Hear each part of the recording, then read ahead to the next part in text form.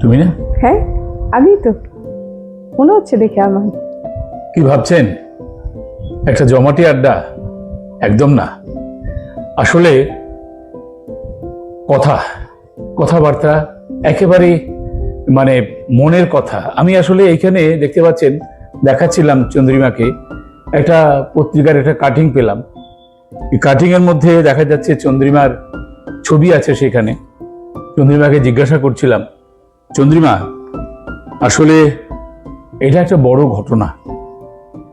আসলে মিঠুদা, মানে এটা হয়তো সেভাবে প্রকাশ পেয়েছে পত্রিকাতে, যেভাবে ওরা ইন্টারভিউ নিয়েছে সেভাবে লিখেছে, তা ঠিক আছে। কিন্তু আপনাদের বলি, আশিকথার দর্শক শ্রোতারা যারা রয়েছেন তাদের সঙ্গে আজকে আমরা দুজনে মিলেই কিন্তু একেবারে আড্ডার মেজাজে রয়েছি। শেখাটা তো তোমাদের থেকে মিঠুদা, সত্যি কথা না, এটা পরে আসবো, কিন্তু আসলে প্রথমে যেটা বলা দরকার, আপনারা যারা দেখছেন এই মুহূর্তে তারা হয়তো ভাবছেন যে একটা জমাটি আড্ডা হবে। আড্ডা তো নিশ্চয়ই হবে, তবে সেই ক্ষেত্রে সেই আড্ডাটা কিন্তু খুব মানে ফর্মাল আড্ডা নয়। মানে আমরা নিজেদের মধ্যে কিছু কথার বিনিময় করার জন্য এখানে বসেছি। আর বিশেষ করে আমি একটা পেপার কাটিং এখানে সঙ্গে নিয়ে এসেছি, আগেই একবার বলেছি। তো আমি শঙ্খ ঘোষের একটা কবিতার লাইন আমার মনে পড়ছে এই মুহূর্তে, মনে পড়ছে না, এটা তোমাকে নিয়ে বলছি। এটা আমি বিভিন্ন জায়গায় এই কথাটাকে লাগাই। আসলে কি জানো, শঙ্খ ঘোষ তার একটা কবিতায় লিখেছেন যে হাতের উপর হাত রাখা সহজ নয়, সবচেয়ে কঠিন। সারা জীবন বইতে পারা সহজ নয়, কঠিন তো বটেই। তোমরা দেখাও জীবন কিছুই কঠিন নয়। এই যে পেপার কাটিংটা দেখছিলাম, সত্যি কথা বলতে কি, হয়তো দিন তারিখ দিয়ে মনে রাখিনি, কিন্তু যখন এটা দেখলাম, পেপার কাটিংটা দেখার পর মনে হলো আসলে সত্যি তো। এই যে বললাম যে হাতের উপর হাত রাখা সহজ নয়, কি করে তুমি সঞ্চালনার ক্ষেত্রে 25টা বছর তুমি পেরিয়ে এলে, এটা কিন্তু একটা বিশেষ ঘটনা। বিশেষ করে আমাদের এই অরণ্যদহিতা রাজ্যে এটা কিন্তু একটা বড় ঘটনা নিঃসন্দেহে। আসলে মিঠুদা, 25 বছর যে কি করে কেটে গেল সেটাই বুঝে উঠতে আমার এখন, যখন মানে একদম হিসেব করে দিনক্ষণ দিয়ে যখন ভাবছি যে হ্যাঁ 25 বছর তো কাটিয়ে দিলাম, তখন একটু পেছনে ফিরে তাকাতে ইচ্ছে হয় যে কিভাবে দিনগুলো কাটালাম, কি করলাম। তবে সেখানে আমি বলবো যে এই অরণ্যদহিতা রাজ্যের কথা তুমি বললে, এ রাজ্যে সঞ্চালনা নিয়ে, পুরোপুরি সঞ্চালনা নিয়ে নিজেকে সেই জায়গায় নিয়ে আসতে কল কাটতে অনেক পুরোতে হয়েছে। এটা নিশ্চয়ই কথা। তো তুমি বলছো যে আমার তোমার পেছনে তোমার ফিরে যেতে ইচ্ছে করছে, তাকাতে ইচ্ছে করছে, বা তুমি ভাবছো আসলে কি করে 25টা বছর পেরিয়ে গেল। তো আমি যতটা আমার জানা আছে এবং এখানে যতটা দেখছি যে 2003 সালে তোমার বোধহয় যাত্রা শুরু হয়েছিল। হ্যাঁ, মানে তুমি যদি একদম ইয়ারলি বলো তাহলে 2003 সাল থেকে আমি টিভির সামনে এসে সঞ্চালনা বা ক্যামেরা ফেস করা ওরকম, কিন্তু তার আগে 2001 থেকে অলরেডি ভয়েস রেকর্ডিং, বিজ্ঞাপনে গলা দেওয়া, সেই কাজগুলো ছোট ছোট করা শুরু করেছিলাম। তারপর বিভিন্ন শিশু মেলা, তারপর কুইজ প্রতিযোগিতা, তো সেই সমস্ত জায়গায় অ্যাঙ্কারিং করা বা সেই সব জায়গাগুলোতে সঞ্চালনা করা, এগুলো ছোট ছোট করে শুরু করেছিলাম 2001 থেকে। কিন্তু একেবারে টিভির সামনে পুরোপুরি সঞ্চালিকা হিসাবে আত্মপ্রকাশ যদি বলো তাহলে সেটা 2003 সাল থেকে। তো তোমার কথার মধ্যে মনে হচ্ছিল যে মানে আমি যখন সঞ্চালনার কাজ শুরু করি, সঞ্চালনা তখন তো আমাদের সঞ্চালনা ছিল না, বলতো যে অ্যানাউন্সমেন্ট, এটা ছিল, শব্দটা ইংরেজি ছিল। তুমি এইটা ভেবেছো কখনো যে আমি না, মানে এটাই আমি বলছিলাম আপনাদেরকে যে আমার 25 বছর নিয়ে এত কথা হচ্ছে, এবার যদি আমি বছরটা গুনতে শুরু করি তাহলে হয়তো মিঠুদার সঞ্চালনার আমি বছর গুনে শেষ করতে পারবো না। ঠিক আছে, এতটাই রয়েছে এবং অনেকটা রিচ লাইফ এই সঞ্চালনার জীবনটা। যে যদি আমি লাইনটা বলি তাহলে উদয়শঙ্কর ভট্টাচার্যের সঞ্চালনার জীবনের আমার জানা নেই সেটা ঠিক কত বছরে এসে পাড়া দিয়েছে, এবং আমি যখন শুরু করি বিগত 25 বছরের পেছনে যদি যাই তাহলে আপনাদেরকে বলবো যে এই মানুষগুলোকে দেখে দেখেই কিন্তু মঞ্চ সঞ্চালনা শেখা, এটা অকপটে বুকে হাত দিয়ে স্বীকার করছি। হ্যাঁ নিশ্চয়ই। তুমি আমার কথা বলছো, আমি যেটা আসলে বলতে চাইছিলাম যে আমাদের সময় মানে আমরা যখন থেকে শুরু করেছি আমাদেরও তো একটা আগে আরো একটা বিষয় আছে। তো সেই ক্ষেত্রে যখন থেকে শুরু করেছি তখন এই যে তুমি বলছো বিজ্ঞাপনের জন্য কণ্ঠ দেওয়া বা একটুখানি শিশুদের জন্য একটুখানি কণ্ঠ দেওয়া, আমরা যখন থেকে শুরু করেছি এমন কিন্তু তেমন কিছু ছিল না। আমরা মূলত হলের অনুষ্ঠানে একজন ঘোষণা করতে হয়, তার মানে না করলে শুরু করা যাচ্ছে না, এই ধরনের একটা কনসেপ্ট ছিল। অর্থাৎ সঞ্চালনা যে একটা শিল্পের জায়গায় মানে যেতে পারে। সেটা যদি বিটুদা তুমি বলো যে আরো ধরো আমরা পিছিয়ে গিয়ে আমার 25-এর পরে আমি আরো 10+ করলাম বা 5+ করলাম, যদি আরো পেছন দিকে যাই আমরা, তাহলে সেই জায়গাটায় গিয়ে তোমার এখনের সময় দাঁড়িয়ে কি তুমি বলতে পারো যে এখনো সঞ্চালনা একটা শিল্প হিসেবে গণ্য হয় কোথাও কোথাও? না, এটা অত্যন্ত মানে কঠিন এবং কঠোর জায়গা থেকে তুমি সেটা করেছো, সেটা একটা দুঃখবোধ তো নিশ্চয়ই আছে। তবু আমার মনে হয় যে আজকে আমরা এই বিষয়টা নিয়ে আলোচনা করব, একটুখানি পরে যাব। তবে আমি যেটা বলতে চাইছিলাম যে তোমার যে যাত্রাটা বা অভিযাত্রার কথা যেটা শুনছিলাম, তোমাকে কি অভিনন্দন জানিয়েছি শুরুতে? হ্যাঁ হ্যাঁ, অনেক অভিনন্দন, তুমি ফোনেই তো জানিয়েছো। একদম। আবার তাহলে 25 বছরে আরশিকথার পক্ষ থেকে আবার তোমাকে অভিনন্দন জানাই যে তুমি সঞ্চালনার এমন একটা সময় অতিক্রম করে এসেছো। এবং আমি খুব নিরপেক্ষভাবে একটা কথা বলি, মানে আমি তোমাকে দেখেছি দীর্ঘদিন ধরে। আজকে যে মানুষটার কথা মনে হচ্ছে, যখন তুমি সঞ্চালনা করছো, যখন তুমি মানে কি বলবো হাত পাকাচ্ছ বা গলা পাকাচ্ছ, তখন আমি দেখতাম যে তুমি সমীর দাসের স্যারের কাছে যেতে। একদমই মানে যেতাম বলতে কি, আমার আজকে যদি এ কথাটা বলি, মানে বলে না কাট আনকাট, মানে আমি একদম পুরো যদি র ম্যাটেরিয়ালস তোমার সামনে রাখি, তাহলে আমাকে বলতে হবে যে আমি যখন ছোটবেলা রবীন্দ্রসঙ্গীত গাইতাম বা বিভিন্ন কম্পিটিশনে অ্যাটেন্ড করতাম, নজরুল গীতিটা আমার খুব ভালো লাগতো, হ্যাঁ, আর রবীন্দ্র নৃত্য করতাম। এবার রবীন্দ্রনাথকে সেভাবে জানা বা জেনে বুঝে আমি নাচ করছি বা তার আবৃত্তি বা তার গান আমি করছি, সেরকমটা কিন্তু ছিল না। হ্যাঁ, এবার যখন আমার সঞ্চালনা শুরু হয়, একেবারে শুরুর দিকের কথা বলছি, তখন স্যারের হাত দিয়ে প্রথম ওই আজকের অতিথি অনুষ্ঠানটি শুরু হয়। ত্রিপুরা রাজ্যে বলতে গেলে প্রথম লাইভ গানের অনুষ্ঠান একদম আজকের অতিথি। সেই সময় যখন এই একক অনুষ্ঠানটি শুরু হয় এক একজন শিল্পীকে নিয়ে, সেটা প্রথম সমীর স্যারের হাত ধরেই শুরু হয়েছিল। সেই অনুষ্ঠানটি ঠিক প্রায় 6 মাস কি 7 মাস আগে থেকে সমীর স্যার খুব অসুস্থ ছিলেন। তারপরে যখন কিছুটা উনি সুস্থ হলেন, উনি তখন কিন্তু চ্যানেলে বা কোথাও ওনাকে বললে ওনাকে ঘর থেকে বের করাই যেত না, রাজিই হতেন না। দিনের পর দিন আমি ওনার বাড়িতে যেতাম, জিজ্ঞেস করতাম, স্যার একটু সেদিন নতুনভাবে অনুষ্ঠানটা শুরু হবে, প্লিজ আপনি আসুন, এরকম অনেকবার বলার পরে সেটা সে কি জানি আমার সঙ্গে কি আশীর্বাদ আমার মাথায় ছিল ওনার, উনি রাজি হলেন। এবং ওনাকে বলা হয়েছিল ডাক্তারে যে 2 ঘন্টা পর পর বা 1 ঘন্টা পর পর ওনাকে কিছু না কিছু খেতে হবে। এবার টানা লাইভ অনুষ্ঠানে 2 ঘন্টা যখন হবে, তখন তার মাঝখানে ওনাকে বিস্কিট হোক জল হোক খেতে হবে। আমি বললাম আমি দায়িত্ব নিচ্ছি, এই কাজটা আমি করাবো। হ্যাঁ, ব্রেক পরে কমার্শিয়াল গ্যাপ হয়, ওই সময় স্যারকে আমি বিস্কিট আর জল খেতে দিয়েছি। তো স্যার দেখছিলেন যে মেয়েটি আমার কেয়ার করছে যাতে আমার শরীরটাও ঠিক থাকে। এরপর থেকে প্রতিটি দিন আমার প্রায় প্রতিদিন, সোম শুক্রর পরে আস্তে আস্তে 5 দিনও হলো আজকের অতিথি, এরপর থেকে প্রতিদিন আমি 10:30 থেকে 11টার সময় বাড়ি ফিরতাম সকালবেলা। প্রতিদিন 11টার সময় সমীর স্যারের একটা ফোন আসতো, এবং সেটা আসতো বিভিন্ন বইয়ের এক একটা পাতা ধরে, পেজ ধরে ধরে ওই অংশটুকু তুলে উনি আমাকে বোঝাতেন, এবং তার পরবর্তী সময় একটা হোমওয়ার্কের মতো উনি সেটা আমাকে দিতেন, দিয়ে বলতেন রাত্রিবেলা আবার ফোন করবো। এইভাবে মিঠুদা তোমাকে কি বলবো, আমি বলছিলাম একটু একটু করে আমি যেন অনেক কিছু শিখেছি ওনার কাছ থেকে। না, আমি এটাই বলছিলাম যে আমি তো স্যারের কাছে ক্লাসে তবলা বাজাতাম, দেখতাম স্যার খুব যত্ন করে বই বার করছেন রবীন্দ্রনাথের, রবীন্দ্র সাহিত্যের বিশেষ বিশেষ দিকগুলো, গানে ওনার তো প্রচুর বই ছিল। তো আমি বলছি স্যার কি ব্যাপার, বলছে তখন তোমার প্রতি মুগ্ধতার কথা উনি বলতেন আমাকে।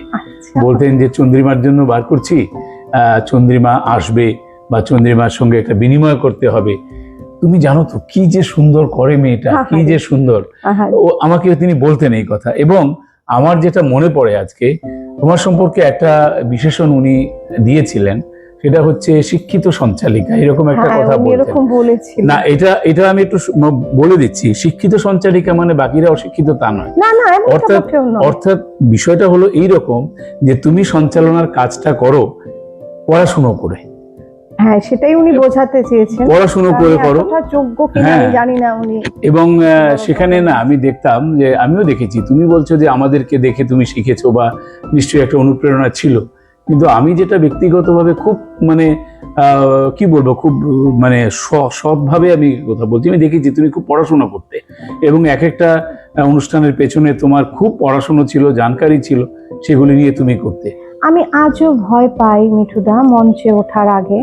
আমার আজও মনে হয় আমার যদি হোমওয়ার্কটা না করা থাকে তাহলে আমি সেই মঞ্চটাকে আমার 100% দিতে পারবো না। এইখানে একটা প্রশ্ন আছে।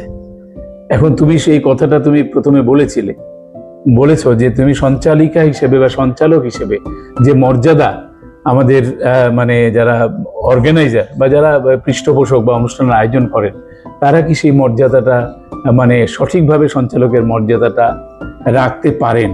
কিন্তু আমি যেটা বলছি তোমাকে, ধরো জীবনে, সঞ্চালনার জীবনে, তোমার জীবনে, আমার জীবনে এমন অনেক ঘটনা আছে যখন দেখা যাচ্ছে যে আমাদেরকে এই কথাটা শুনতে হয়েছে যে কথা বেশি হয়ে যাচ্ছে। একদম মিঠুদা, মানে এই কথাটা যে কতবার শুনেছি। এবং তুমি বলছো মঞ্চে শুনতে হয়েছে, আমি বলবো টিভিতে বসে লাইভ অনুষ্ঠানে, লাইভ ফোন ইন অনুষ্ঠান ছিল, ফোন ইন অনুষ্ঠানে বলেছে কথা কম হয়ে গানটা একটু বেশি হলে ভালো হয়, এমন ফোনও পেয়েছি। কিন্তু সেখানে কিন্তু আমি আমার জীবনের গল্প করতে বসেছি তা নয়, আমি গল্প করতে বসেছি, সেই গানটাকে পাঠ করতে বসেছি, সেই যে গানটা শিল্পী গাইবে, তুমি রেফারেন্সগুলি বলছো, গানের সঙ্গে বলছো। এখন আসলে কি সব এই যন্ত্রণাটা তুমি মানে কেমন ভাবে গ্রহণ করেছো? আমি যন্ত্রণাটাকে পজিটিভ ভাবে নিয়েছি প্রথমত, এবং আমি সেটা ব্যাখ্যা দিতে চেয়েছি টিভি স্ক্রিনের মধ্যে লাইভ অনুষ্ঠানে। আমি ব্যাখ্যা দিয়েছি যে কেন আমি এটার ব্যাকগ্রাউন্ডটা বলছি, কারণ প্রত্যেকটা জিনিসের। আরেকটা কথা তোমাকে বলি, যেমন এখন উনি এই গানটা করবেন, তারপর কি গান করবেন এমন একটা প্রশ্ন আসে। আমার কাছে মনে হয়েছে যে যখন আমি এ ধরনের প্রশ্নে যাব, তার আগে উনি যে গানটা করবেন সেই গানটার একটা সময় ছিল তার সুরকার, তার গীতিকার, এগুলো বলাই হতো না অনুষ্ঠানের মধ্যে। আমার মনে হয়েছে যিনি একটা কমপ্লিট গান, শিল্পীর ভূমিকা তো 100%, যিনি সঙ্গীত শিল্পী সে তো রয়েছে, কিন্তু যিনি গানটা লিখেছেন, না 100% নয়, আমি একটুখানি সংশোধন করি, মানে গীতিকার, সুরকার এবং রূপকার। আগে গীতিকার আসবেন, তারপরে সুরকার আসবেন, তারপর যিনি গ্রন্থ। মানে সত্যি কথা, তুমি ঠিক মানে আসল জায়গাটায় ধরেছো যে এই বিষয়গুলো আমাদের মানে অনুশীলনের মধ্যে নেই, ছিল না, কিন্তু ঘাটতে হবে তো। আজকে তুমি এআই এর যুগে, বা আমি 25 বছর আগে মোবাইল ছিল ঠিক আছে, কিন্তু তখন গুগলে গিয়ে সমস্ত গানগুলোকে বের করে কে কোনটা গাইবে, তার লিরিসিস্ট কে, তার মিউজিক কম্পোজিশন কার, ওইগুলো বের করে করে সবকিছু করা, আমার মনে হয় সেই সময়টাকে অনেকেই মনে করতে এটা সময় নষ্ট করছে। হ্যাঁ, আর আমি যেটা বলতে চাইছি যে সঞ্চালনার একটা শিল্প, এই জিনিসটা বুঝতে এখনো মানুষের সময় লাগবে। কেন বলছি সেটা কিন্তু আমি মানে অর্গানাইজারের জন্য বলছি না, আমি বলছি কিছু কিছু মানুষ রয়েছে, ধরো তুমি সঞ্চালনা করছো, এবার কখন সবসময় কি আমরা ফ্রন্ট স্টেজে যাই, আমরা ব্যাক স্টেজ কথা বলি।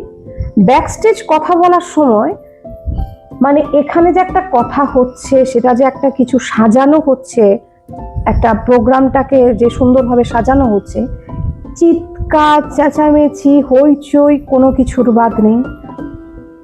সামনে এসে তুমি যখন স্টেজে বলছো, তখন যে ধরো তোমার সামনে 600-700 লোক রয়েছে, তার মধ্যে 6জন-7 জন হলেও বিরক্তি প্রকাশ করছে যে আর কি দরকার বলার, এখন আসল শিল্পী উঠে গানটাই হয়ে যাক। হ্যাঁ, এমনও হয়েছে, মানে আমার বলতে খারাপ লাগছে যে যিনি সঞ্চালনা করছেন, হয়তো আমি না হয়ে অন্য আরেকজনও হতে পারে, সামান্য স্বীকৃতিটুকু যে সঞ্চালনা যিনি করছেন তাকে একটু ফুল দিয়ে হলেও একটা শুভেচ্ছা জানানো, সেটাও বহু অনুষ্ঠানে হয় না। কারণটা হলো যে যিনি অনুষ্ঠানটা চালাবেন, যিনি সাউন্ড সিস্টেম দেবেন, লাইট যিনি করবেন, তাকে প্রথম আসতে হয়, এবং তারপরেই যিনি আসেন তিনি হচ্ছেন সঞ্চালক বা সঞ্চালিকা, অনুষ্ঠানে আসেন। তো এইটা এই বেদনা তো নিশ্চয়ই আছে, আমাদেরও আছে, কিন্তু আমারও তোমার অনেক ব্যক্তিগতভাবে আছে। অনুষ্ঠানে, তোমার না, অনেক এখানে একটা অনুষ্ঠানে কথা আমি কিন্তু আমার দেখেছি। না আমার আচ্ছা তুমি বলো, আমি আমার একটা দেখেছি। কথা মনে হচ্ছে হুম, যে এর বিপ্রতীপে, হুম। মানে এই যে না পাওয়া বা এই যে একটু মন্দ লাগা, এর বিপ্রতীপে কোনো ঘটনার কথা তোমার মনে পড়ে? ভীষণ মনে পড়ে, ভীষণ বলো মনে দেখি পড়ে। একটু কারণ শুনি। এইটা আমি যে পার্সেন্টেজটা নিয়ে কথা বলছি সেটা কিন্তু খুব মিনিমাম পার্সেন্টেজ, 5 to 10% এরকম ধরতে পারেন। আর বাকি 90%ই কিন্তু প্রাপ্তির সুখ, অপ্রাপ্তির বেদনা নয়, প্রাপ্তির সুখ। এই জায়গাটা বলা বা উল্লেখ করার কারণ হচ্ছে ভবিষ্যতে যাতে নতুন প্রজন্ম যখন সঞ্চালনার জন্য এগিয়ে আসবে, তারা যাতে এই অপ্রাপ্তিটা না পায়, তারা যাতে সেই অন্যরকম ভাবনা নিয়ে এই লাইনটাতে প্রবেশ করে আর কি। আর তুমি যেটা বলছিলে যে পাওয়ার ব্যাপারটার মধ্যে আমি বলবো, একবার আমার কাছে পরম প্রাপ্তি, রামকুমার চট্টোপাধ্যায়ের নাম আপনারা নিশ্চয়ই শুনেছেন। এই টপ্পা, নিধুবাবু টপ্পা, শ্যামা সঙ্গীতে রামকুমার চট্টোপাধ্যায়ের পুত্র শ্রীকুমার চট্টোপাধ্যায়, হ্যাঁ, শ্রীকুমার চট্টোপাধ্যায় আর ঋষি এসেছিল। ঋষি ওনার ছেলে, ঋষি তবলা, তুমি তো তবলার লাইন ভালোই জানো। তো ঋষি এসেছিল, তো ঋষি আর শ্রীকুমার চট্টোপাধ্যায় এসেছিলেন আসলে ত্রিপুরেশ্বরী মন্দিরে গর্ভগৃহের পুজো করতে। তো তখন আমি একটি বেসরকারি চ্যানেলে রয়েছিলাম। তো তখন ওখানে চ্যানেলটিতে যিনি এডিটর, উনি বললেন যে উনি যখন আসছেন তাহলে আমরা একটা গানের অনুষ্ঠান ছিল তখন, তোমায় গান শোনাবো। এই গানের অনুষ্ঠানটিতে আমি সঞ্চালনা করতাম। তখন বললেন যে শ্রীকুমার স্যারের একটা ইন্টারভিউ হয়ে একটা 1 ঘন্টার অনুষ্ঠান, আচ্ছা না হয় 8 ঘন্টার অনুষ্ঠান, এরকম বললেন।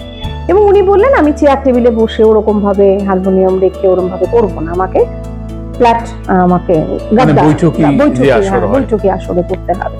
তারপর সেই সমস্ত কিছু ব্যবস্থা করা হলো। শ্রীকুমার দা এলেন, শ্রীকুমার দায়ের আসার পরে এখানে বসার পরে আমি সঞ্চালনায় এলাম। শুরুতেই আমাকে বলে দিলে, আমার তো দেখেই ভয় লাগছিল যে খুব পড়া মানুষ মনে হচ্ছিল। আর ঋষিও মেজাজে রয়েছে, ঋষির সঙ্গে এর আগে আমি অনেকগুলো অনুষ্ঠান করেছিলাম, সুদীপ্ত গায়েন, ঋষি ওরা এসেছিল। তখন ঋষি বলছে বাবা কিন্তু 8 ঘন্টার বেশি আর এক জায়গায় বসবেই না, এরকম হয়। আমি বললাম ঠিক আছে, 8 ঘন্টাই। এদিকে ইতি আমার কানে কন্ট্রোল রুম থেকে আমাকে বলছে হাফ অ্যান আওয়ারের বেশি উনি বসবেন না বলেছেন। আমি বললাম ঠিক আছে, তোমাদের কোনো বান নেই তো? বলে না, আমাদের কাছে টাইম, যতটা তুমি পারো নিংড়ে নিতে পারো, কোনো অসুবিধা নেই। তা আমি বললাম আচ্ছা ঠিক আছে। এবার এই কথা সেই কথা বলে গানের পর গান, এই তাল ওই রাগ, এই করতে করতে 2.5 ঘন্টা উনি কথা বললেন, গান করলেন, বোঝালেন, সঙ্গে ঋষি আর ওনার যে মানে যুগলবন্দি, মানে আমার দেখা একটা শ্রেষ্ঠ অনুষ্ঠান বলতে পারো। যখন 2.5 ঘন্টার পরে অনুষ্ঠান শেষ হয়ে গেছে, বুঝেছো তো, তখন উনি উঠে বললেন তুমি উঠতে পারবে? আমি বললাম হ্যাঁ উঠতে পারবো, কিন্তু প্র্যাকটিক্যালি আমি উঠতে পারছিলাম না, আমার পা জমে গেছে পুরো 2.5 ঘন্টায়। উঠে দাঁড়ালাম, পরে বললো তুমি একজন সঞ্চালিকা যিনি আমাকে 2.5 ঘন্টা বসিয়ে অনুষ্ঠান। তো সেটা আমার কাছে একটা বিশাল প্রাপ্তি ছিল সঞ্চালনার জীবন। নিশ্চয়ই।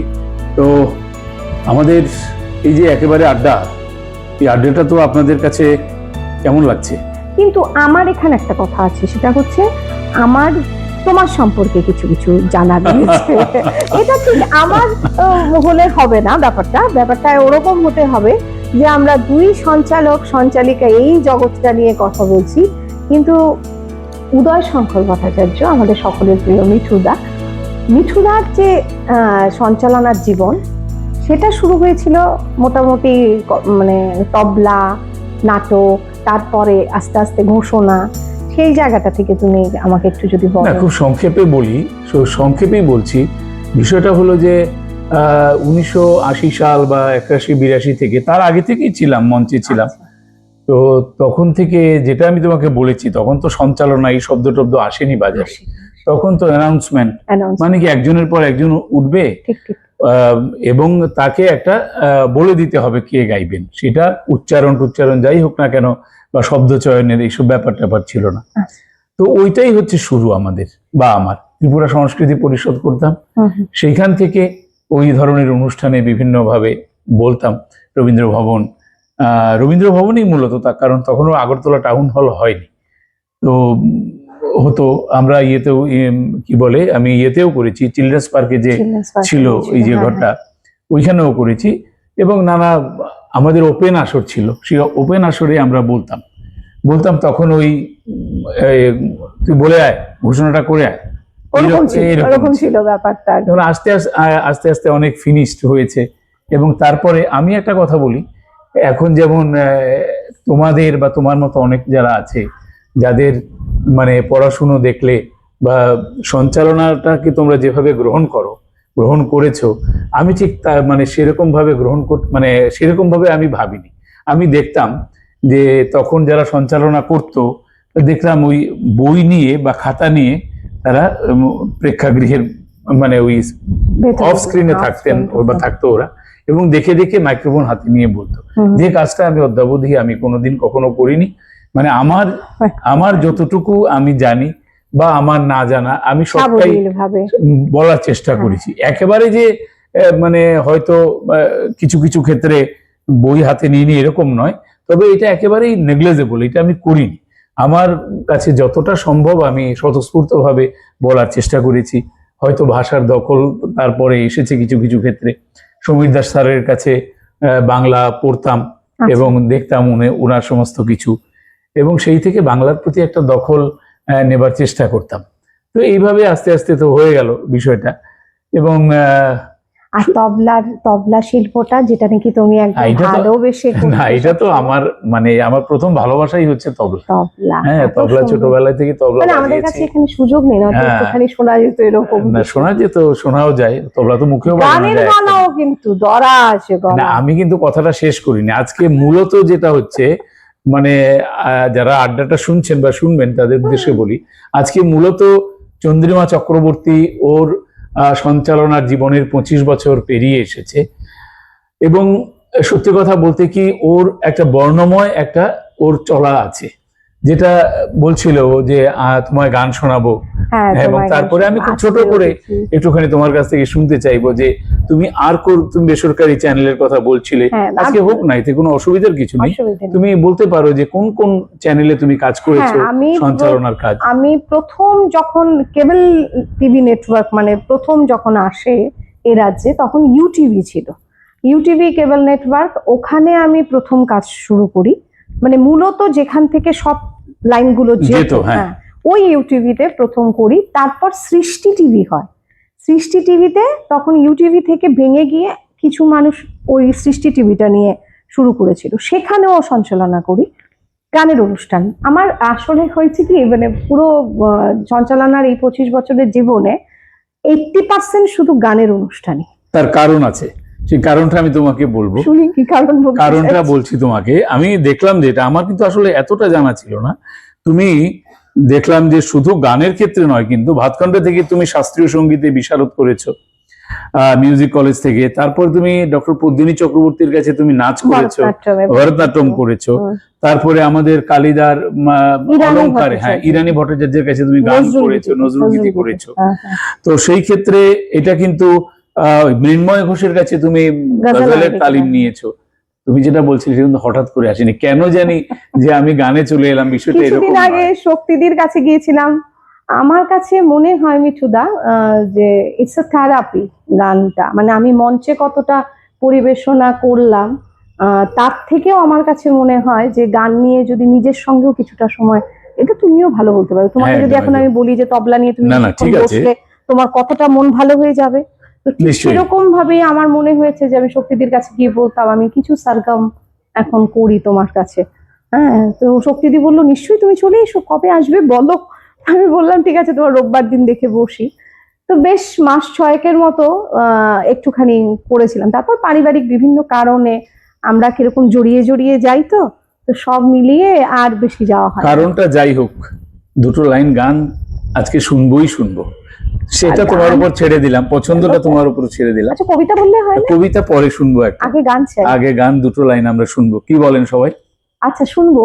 মিঠুদার কাছে আমি মানে বলটা না উল্টো কোটে চলে গেল।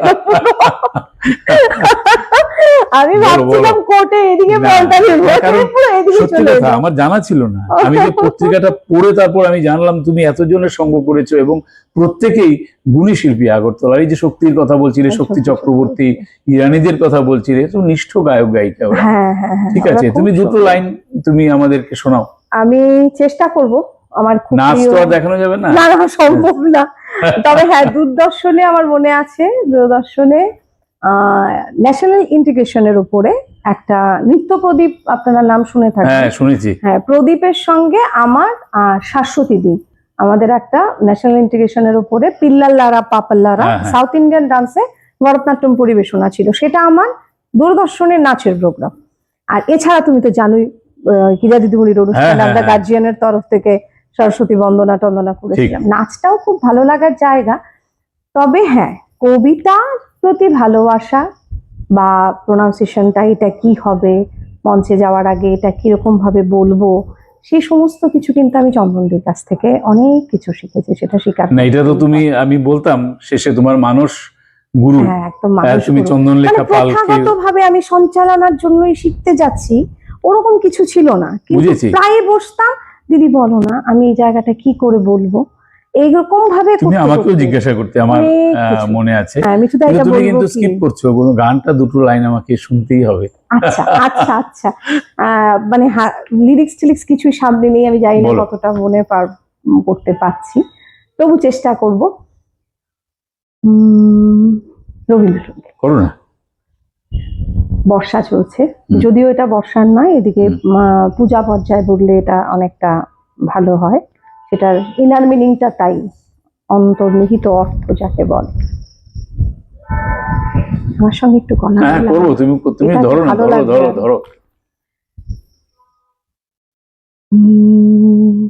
শ্রাবণের ধারার মতো পরুক ঝরে, হ্যাঁ। পরুক ঝরে, তোমার ওই সুরটি আমার বুকের পরে, মুখের পরে, শ্রাবণের ধারার মতো পড়ুক ঝরে, পড়ুক ঝরে, আহা, পূরবের আলোর সাথে পড়ুক প্রাতে দুই নয়নে, পূরবের আলোর সাথে পড়ুক প্রাতে দুই নয়নে, নিশীথের অন্ধকারে পড়ুক ঝরে, নারে। মানে নিশিদিন এই পুরাণে বুকের মাঝে, মুখের পরে, শ্রাবণের ধারার মতো পড়ুক ঝরে, পড়ুক ঝরে। আহা, একেবারে মনটা জুড়িয়ে গেল, কারণ এখন আজকে যে আজকে দুদিন ধরে যা চলছে যা বৃষ্টি বর্ষার চলছে, এবং সঙ্গে রবীন্দ্রনাথের গান, আমার মনে পড়ছে, মানে আমি ভাবছিলাম বসে বসে, আমাদের ঘরোয়া আড্ডা হলেও কথায় কথায় কিন্তু কথা হয়ে যায়। অনেক হ্যাঁ, তাই কথা না? হয়ে গেল, অনেক কথা অনেক হয়ে কথা হয়ে গেল। গেল, কিন্তু তারপরেও বলবো, এই যে মানে শব্দকে তো আমরা ব্রহ্ম বলি, একদম। তো সেই ক্ষেত্রে দেখেছি মানে তোমার যে সুচরিত যে শব্দগুলো বিভিন্ন অনুষ্ঠানে শুনেছি, এবং তুমি রামকুমার চট্টোপাধ্যায়ের কথাও বলছিলে, শ্রীকুমার হ্যাঁ চট্টোপাধ্যায়, শ্রীকুমার চট্টোপাধ্যায়ের কথা বলছিলে। তো আমার মনে পড়ছে তুমি এই যে টিভিতে বিভিন্ন চ্যানেলে বসেছো এবং বিভিন্ন কাজ করেছো, আকাশবাণীতে কাজ করছো, এখন আকাশবাণীতে ঘোষণার সঙ্গে যুক্ত হ্যাঁ, আছো। আকাশবাণীর সঙ্গে। তো সেই ক্ষেত্রে তোমার জীবনে একটা বিচিত্র প্রভাব আছে, বিভিন্ন বড় বড় শিল্পীদের সঙ্গে তুমি কাজ করেছো, মানে ওদের সাক্ষাৎকার নিয়েছো, এটা কিন্তু যেমন আমার মনে পড়ছে এই মুহূর্তে বোধহয় রেজা আলী খানের একটা, ওস্তাদ রাজা আলী খান। হ্যাঁ রাজা আলী খানের একটা জি। সাক্ষাৎকার, তারপরে হুম। তোমার আমাদের ইয়েতে যে কি বলে টাউন হলে হৈমন্তী শুক্লা থেকে শুরু করে আর শ্রীকান্ত আচার্যের সঙ্গে করেছি। তো এই এক একটা জার্নি তোমাকে অনেক ঋদ্ধ করেছে।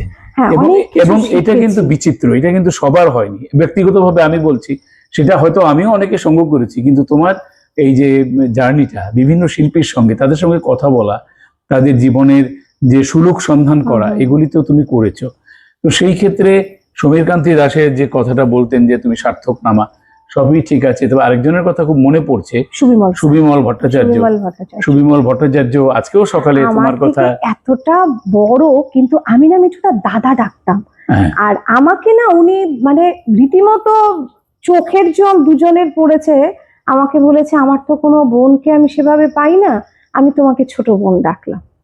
সেই থেকে দাদা আজ পর্যন্ত প্রতি সপ্তাহে নিয়ম করে যদি ফোন না করি, যদি খবরাখবর না পাই, কষ্ট পায়। ঠিক। তবে আমাদের তো একটা জায়গায় থামতে হবে। একদম একদম, অনেকক্ষণ আমরা কথা বলেছি, কিন্তু একটা কথা কেমন লাগছে বলুন তো?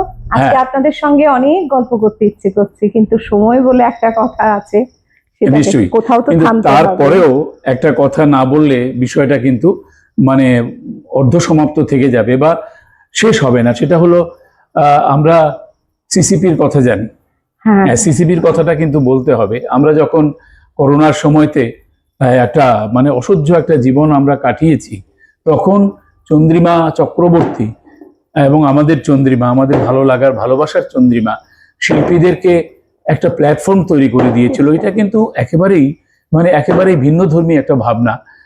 এখন কিছু কিছু ক্ষেত্রে আমরা এই কাজগুলো দেখতে পাচ্ছি। সিসিপি মানে চন্দ্রিমা চক্রবর্তী প্রোডাকশন, যদি ভুল না করি, এবং সেইখানে আমরা দেখেছি অত্যন্ত উন্নত মানের তুমি কাজগুলি করেছো। চেষ্টা করেছি মিঠুদা। আজকে আমার খুব বাবার কথা মনে পড়ছে তুমি এই কথাগুলো বলায়, কারণ গত অগাস্ট মাসের 17 তারিখ আমি বাবাকে হারিয়েছি। আর এই সিসিপির পেছনে সরজু, আমার হাজবেন্ড সরজু চক্রবর্তী, এবং আমার বাবা, এই দুজন ব্যক্তির বিশাল ভূমিকা সিসিপি উঠে আসার ক্ষেত্রে, সিসিপিকে এগিয়ে নিয়ে যাওয়ার ক্ষেত্রে। কারণ তুমি তো জানো যে আমরা সবাই জানি যে অতিমারির সময় তখন আর্থিক দিক থেকেও পুরো গোটা সমাজটাই কেমন একটা থমকে গিয়েছিল। সেই সময় যারা নাকি মঞ্চে কাজ করতো, সে লাইটম্যান, স্টেজে যারা কাজ করতো, তাদের মানে সেরকম ভাবে রুজি রোজগার বন্ধ হয়ে গিয়েছিল। কিন্তু বাবাকে আমি বলার পরে, খুব বেশি না, সামান্য ভাবে হলেও, তখন আমাদের মধ্যে একজন শিল্পী, তার ক্যান্সার ছিল গলায়। তো তার তখন কেমোথেরাপি চলছে, কিন্তু একটা কেমোর পরে বাকি দুটো কেমো দেওয়া, 3টে কেমো দেওয়া, কিচ্ছু না পারি, 2টো কেমোর টাকাই যদি দিতে পারি, সেটাও বাবাকে বললাম। পরে বাবা এক বাক্যে রাজি হয়েছিল, এবং তখন বাবার সহযোগিতায় সরজু আর আমি চেষ্টা করেছি ওই অতিমারির সময় কোথাও গিয়ে শিল্পীদের পাশে দাঁড়াতে, যারা শিল্পীরা শুধু মঞ্চ করে বা শুধু গান বাজনা নিয়েই যাদের প্রফেশন, তাদের পাশে দাঁড়ানোর চেষ্টা করেছি। সেটা ঈশ্বরের আশীর্বাদ, বাবার আশীর্বাদ, চেষ্টা করেছি। একদম। আমরা একজন সঞ্চালিকার 25 বছরে 2 সঞ্চালকের কথা আপনারা শুনছিলেন। একদম। ঠিক আছে, মিঠুদার তো কথা, মিঠুদাকে নিয়ে যদি বসি আমি, তাহলে আমার 1 ঘন্টা কম পড়বে, আমাদের কম পড়বে। একটুখানি অপ্রাপ্তি রয়ে গেছে, তোমার সম্পর্কে আরো কিছু কথাবার্তা বলার ছিল। তো যাই হোক, আমরা একটুখানি যদি তোমার কাছ থেকে কবিতা না শুনি তো আজকে মানে আমাকে গান হলো, তারপর আবার কবিতাও। হ্যাঁ ঠিক আছে, তোমার যদি ইচ্ছে হয় তাহলে আমিও একটা বলবো। আমার ভীষণ ইচ্ছে, তাহলে আগে তোমার। আচ্ছা, আমারটা আগে হয়ে যাক। তুমি আমার কাছ থেকে শুরুতেই বলেছিলে যে একটা ভূপেন হাজারিকার 2টো লাইন শুনবে। 2টো লাইন করবো। 2টো লাইন। হ্যাঁ, ভূপেন হাজারিকার জন্ম শতবর্ষ এই সামনেই চলে আসছে, শুরু হয়ে গেছে অনেক কিছু অনুষ্ঠান এবং নানা ধরনের পরিকল্পনার কথা শোনা যাচ্ছে। তো আমার ছোটবেলা থেকে ভূপেন হাজারিকা আমার অত্যন্ত প্রিয় শিল্পী। তোমাকে আরেকটা কথা বলি, সেটা বোধহয় কারো কাছে বলিনি। ভূপেন হাজারিকার সঙ্গে আগরতলা পুরনো সার্কিট হাউসে একসঙ্গে কথা বলার, একসঙ্গে অনেকক্ষণ, ঘন্টা 2-2.5 কথা বলার সুযোগ আমার হয়েছিল।